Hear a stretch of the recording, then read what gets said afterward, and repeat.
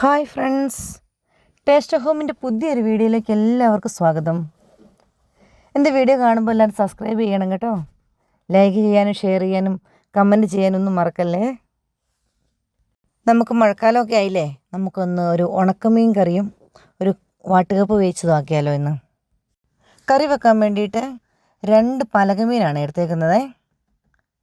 അത് ഞാൻ പൊളിക്കുന്ന എങ്ങനെയാണെന്ന് കാണിച്ചു തരാം. ചിലർക്ക് ഈ മീൻ പൊളിക്കാൻ മേലാത്തതുകൊണ്ട് വാങ്ങിയല്ലെന്ന് പറയാം. അതുകൊണ്ട് ഇത് എളുപ്പമാണ്. ഉണങ്ങിയതാണെങ്കിൽ ഈസി ആയിട്ട് കിട്ടും. അതിൻ്റെ 2 സൈഡും ഒന്ന് ചെത്തി കൊടുത്തിട്ട് ഇങ്ങനെ ഒന്ന് വലിച്ചെടുത്താൽ മതി. നല്ല വൃത്തിയായി കിട്ടും. അത് തന്നെ അതിന് തൊലിയും അതിൻ്റെ തലയൊക്കെ പോയി കഴിഞ്ഞാൽ അധികം വേസ്റ്റ് ഇല്ല. നല്ല ഇഷ്ടംപോലെ ദശയുള്ള മീനാണ്.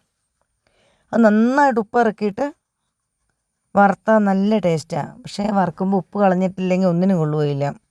ഇതിപ്പോൾ ഞാൻ കറി വെക്കാനായതുകൊണ്ട് തേങ്ങയൊക്കെ അരച്ച് ചേർക്കുന്നതായതുകൊണ്ട് ഇതിന് ഉപ്പൊട്ടും കളയുന്നില്ല. നമ്മൾ എക്സ്ട്രാ ഉപ്പൊട്ടും ഇടേണ്ട വരികയില്ല. പക്ഷേ നമ്മൾ ഈ മീനിന് പലകമീൻ എന്നാണ് പറയുന്നത് കേട്ടോ. അതിന് പലരും പല പേരാണ് പറയുന്നത് കേട്ടോ. പാരമീൻ എന്നൊക്കെ പറയും. എല്ലാവരും ഏതാ പേരെന്നൊക്കെ എന്നോടൊന്ന് പറയണേ. ഞാൻ ഈ മീൻ കറി വെക്കാൻ വേണ്ടിയിട്ട് കുറച്ച് ഉപ്പുമാങ്ങ എടുക്കുന്നുണ്ട് കേട്ടോ. വലിപ്പത്തിൽ അരിഞ്ഞിട്ട് ഉപ്പിലിട്ട് വെച്ചെടുക്കുന്ന നല്ല വെന്തുടഞ്ഞു പോകാത്ത ഉപ്പുമാങ്ങ.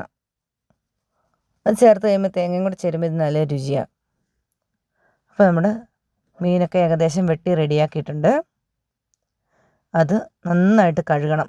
കഴുകിയിട്ട് അതിനുള്ളിലെ വേസ്റ്റൊക്കെ വലിച്ച് കളയണം. എന്നിട്ട് നന്നായി കഴുകിയിട്ട് നല്ല ചെറിയ പീസാക്കി മുറിച്ചിട്ട് ഒരു ചട്ടിയിലാക്കി അതിലേക്ക് ഞാൻ കുറച്ച് വെളുത്തുള്ളിയും ഇഞ്ചിയും ചുമന്നുള്ളി ചെറിയ ഉള്ളി അരിഞ്ഞിട്ടിട്ടുണ്ട്. അതിൻ്റെ കൂടെ നമ്മുടെ ഉപ്പുമാങ്ങ കൂടെ ചേർത്തിട്ടുണ്ട്.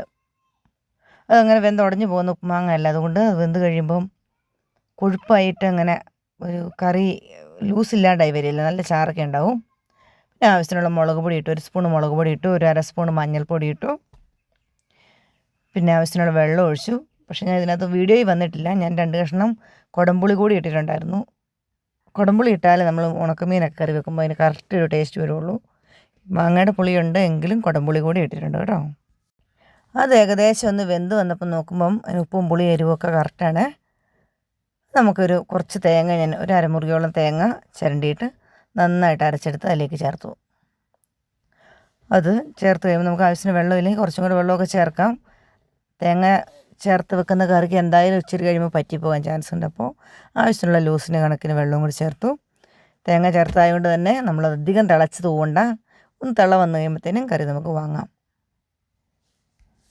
കറി തീയെ വെക്കുമ്പം തന്നെ തേങ്ങയും മുളകും മഞ്ഞളും ഒക്കെ കൂടി അരച്ച് ചേർത്താലും കുഴപ്പമൊന്നുമില്ല. ഇങ്ങനെ ചേർത്താലും നല്ലതാണ്. അത് കഴിഞ്ഞിട്ട് ചീനിച്ചിട്ട് ചൂടായി വരുമ്പോൾ കടുക് ഇട്ട് ഒരു ചുമന്നുള്ളി വട്ടത്തിലരിഞ്ഞ് അത് മൂപ്പിച്ച് 2 വറ്റൽമുളകും ഇട്ട് കുറച്ച് കരിവേപ്പില ഇട്ട് അത് നമ്മുടെ കറിയിലേക്ക് ഒഴിച്ചു കൊടുക്കാം. നല്ല ടേസ്റ്റാണ് കേട്ടോ. ഇത് ചോറിനൊക്കെ കൂട്ടാം. പിന്നെ ഇപ്പോഴാരും അങ്ങനെ വെക്കില്ല എന്ന് എനിക്ക് തോന്നുന്നത്. നമ്മളിടയ്ക്ക് വെക്കാറുണ്ടെങ്കിൽ നൊസ്റ്റാൾജിയ ഫീൽ അടിക്കുമ്പോൾ. വാട്ടുകപ്പ ഉള്ളതുകൊണ്ടാണ് ഞങ്ങളിന്ന് വെച്ചത്. 4 മണിക്ക് ഇന്നതായിരുന്നു സ്പെഷ്യൽ. അങ്ങനെ നമ്മുടെ ഉണക്കമീൻ കറി റെഡി ആയിട്ടുണ്ട്. എല്ലാവരും ട്രൈ ചെയ്ത് നോക്കണേ. ഇപ്പോഴത്തെ ആൾക്കാർക്ക് പിള്ളേർക്കൊന്നും അറിയത്തുണ്ടാവില്ല. നേരം പുതിയ ആൾക്കാരൊക്കെ ഒന്ന് ട്രൈ ചെയ്ത് നോക്കട്ടെ. പിന്നെ നമ്മുടെ വീഡിയോ കാണുകയും ലൈക്ക് ചെയ്യുകയും ഷെയർ ചെയ്യുകയും കമൻറ്റ് ചെയ്യുന്നൊക്കെ എല്ലാവർക്കും ഒത്തിരി നന്ദിയുണ്ട് കേട്ടോ. അപ്പോൾ ഇനി പുതിയൊരു വീഡിയോയിലൂടെ നമുക്ക് പിന്നെയും കാണാം. താങ്ക്